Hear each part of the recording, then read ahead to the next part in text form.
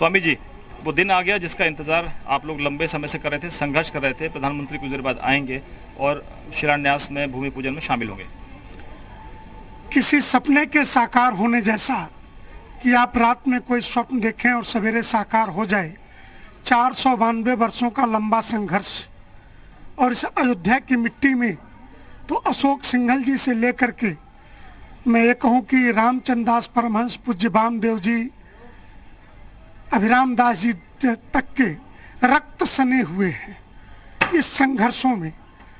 और किसी भी आज़ाद देश में 70 वर्ष न्यायपालिका में जूझना और 492 वर्षों का कुल संघर्ष, इसके बाद आज यह शुभ घड़ी आई है, तो पूरी दुनिया के 127 देशों में रहने वाला जो हिंदू समाज है उसके लिए यह कैसा अनुभव हो रहा है, यह शब्दों में बयां करना मुश्किल है।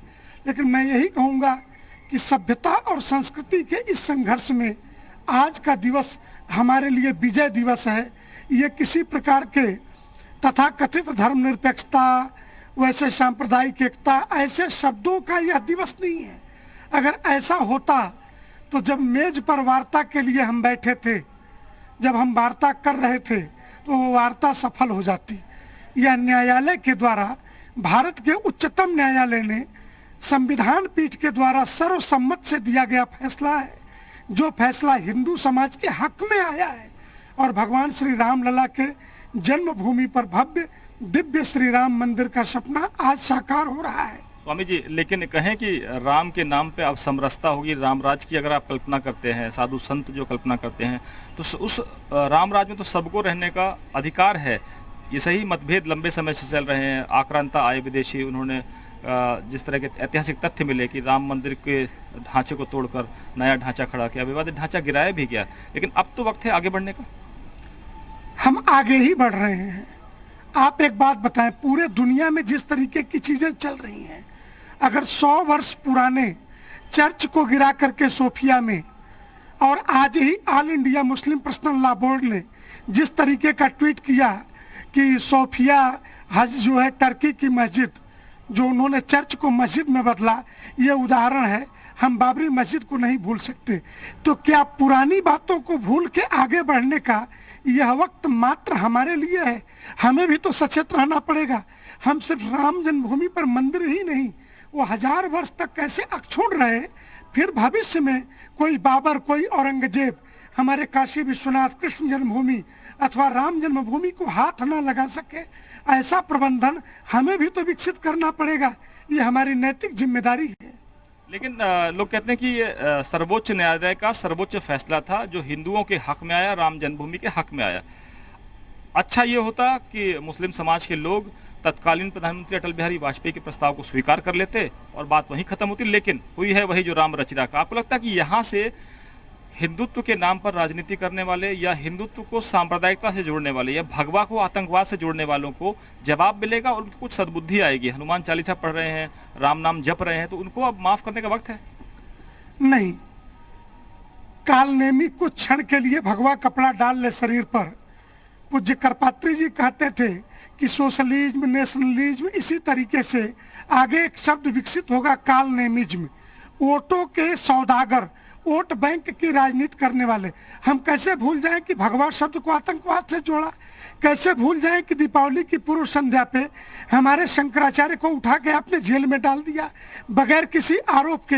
हम यह कैसे भूल जाएं कि आपने अभी 1 सप्ताह पूर्व तक इस भूमि पूजन को रोकने के लिए राहुल गांधी के नजदीकी मित्र Abhijit Gokhale high court move कर गए थे? कैसे भूल जाएं कि लेकिन प्रियंका गांधी तो स्वागत कर रही हैं, अखिलेश यादव स्वागत कर रहे हैं। मैं प्रियंका जी से एक ही बात कहूंगा कि जो कल प्रेस स्टेटमेंट जारी की है उसको पढ़ करके सिर्फ सुना दें तो मैं मान लूंगा कि उनके द्वारा जारी किया गया ये प्रेस स्टेटमेंट है। जो प्रियंका गांधी हिंदी में शुद्ध हस्ताक्षर नहीं कर सकती, तो कांग्रेस ऐसे कालनेमिज्म के हथकंडों से बचे। उस पूरे बयान में जिस तरीके की हिंदी किसी हिंदी के अच्छे साहित्यकार से धार्मिक ग्रंथों के उदाहरण लेकर के लिखवाए गए हैं, वो प्रियंका अथवा राहुल गांधी मंच पर देख के भी नहीं पढ़ सकते उन शब्दों को। ये बात मैं दावे से कह सकता हूँ। लेकिन कुछ लोग ये कहते हैं कि ये तो झांकी है, काशी मथुरा बाकी है, तो लड़ाई आप लड़ते ही रहेंगे, फिर हिंदुस्तान आगे बढ़ेगा कैसे? इसी लड़ाई में उलझा रहेगा। पूज्य वामदेव जी ने जब अखिल भारतीय संत समिति की स्थापना की तो अयोध्या, काशी और मथुरा ये तीनों का एक संयुक्त प्रस्ताव था, ये सिंगल प्रस्ताव नहीं था। अयोध्या में भव्य दिव्य राम मंदिर, गर्भगृह में रामलला विराजमान हो जाए। काशी और मथुरा में हमें कुछ नया बनाना नहीं है। और जहाँ तक आप इस बात को करें कि ये लड़ाई हम और आप चाहे ना चाहे, इस लड़ाई को लड़ना, all India Muslim personal law board का ट्वीट यह बताता है कि वो इस लड़ाई को लड़ने के लिए और पुनः हमें क्षति पहुंचाने के लिए तैयार है। ऐसी परिस्थिति में आपके चाहने न चाहने पे वैश्विक संस्कृति और सभ्यता का संघर्ष ये निर्भर नहीं करता सामने वाला ISIS, ISI उसका रुख क्या है। अगर राम जन्मभूमि के मंदिर को लेके पाकिस्तान के विदेश मंत्रालय की प्रेस कॉन्फ्रेंस होती है कि हिंदुस्तान में मुसलमानों का इंसाफ अधूरा है, तो आप इसे किस रूप में देखना पसंद करेंगे। आपके चाहने ना चाहने से ये संघर्षों की दिशा रुक नहीं जाती है। आखिरी सवाल, प्रधानमंत्री का संकल्प पूरा हो रहा है। 21 पहले, इतने साल पहले जब आए थे तो उन्होंने कहा था कि जब राम के मंदिर का भव्य निर्माण की आधारशिला रखी जाएगी, जब भूमि पूजन होगा तब मैं आऊंगा, और भूमि पूजन मैं उम्मीद करता हूं कि शामिल होऊंगा। 90 के दशक में प्रधानमंत्री आए थे। जब पूछा था कि अब कब आएंगे तो उन्होंने कहा था कि अब जब मंदिर बनेगा तब आएंगे। 30 वर्षों तक जिस नरेंद्र मोदी ने, वहाँ से नरेंद्र मोदी की यात्रा वर्तमान में यशस्वी प्रधानमंत्री नरेंद्र मोदी तक आई है, जिसने इस आग को अपने हृदय में दबा करके रखा। ये एक स्वाभाविक प्रक्रिया है। आज वह अपने उस संकल्प को पूरा करने के लिए भगवान रामलला की जन्मभूमि पर भूमि पूजन हेतु पधार रहे हैं।